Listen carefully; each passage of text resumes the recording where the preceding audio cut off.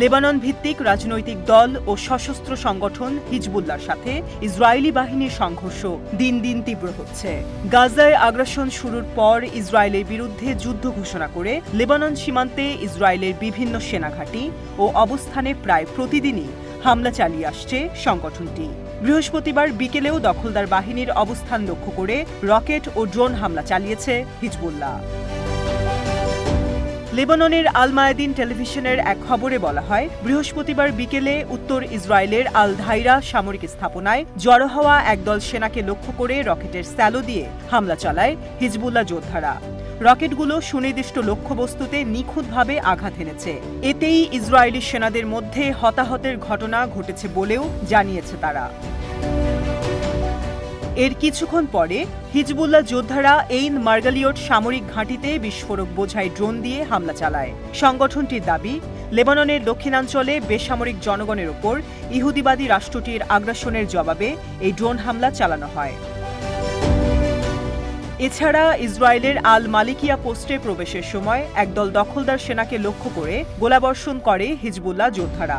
এর পাশাপাশি কাফার সুবা পাহাড়ে রুয়াইসাদ আল আলম ফাঁড়ির কাছে ইসরায়েলের একটি সামরিক বহরের ওপর গাইডেড মিসাইল এবং কামানের গোলা দিয়ে হামলা চালায় প্রতিরোধ যোদ্ধারা।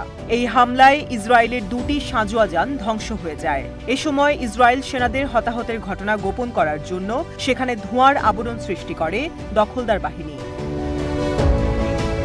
হিজবুল্লাহ জানিয়েছে, গাজা যুদ্ধ শুরুর পর থেকে এখন পর্যন্ত তারা দখলদার ইসরায়েলি সেনার বিরুদ্ধে ১,৬৫০টি অভিযান চালিয়েছে। এসব অভিযানে ২,০০০-এর বেশি ইহুদিবাদী সেনা হতাহত হয়েছে। তাদের জানানো একটি পরিসংখ্যান বলছে, প্রতিরোধ যোদ্ধারা এখন পর্যন্ত ইহুদিবাদী রাষ্ট্রটির বিরুদ্ধে ৩৫২টি গোলন্দাজ, ৫৫টি ড্রোন এবং ৭২৭টি ভূমি থেকে ভূমিতে নিক্ষেপযোগ্য রকেট দিয়ে হামলা করেছে। এর পাশাপাশি ৫৪৬টি গাইডেড মিসাইল হামলা এবং ৭৭টিরও বেশি স্থানে মেশিনগান দিয়ে হামলা চালিয়েছে তারা।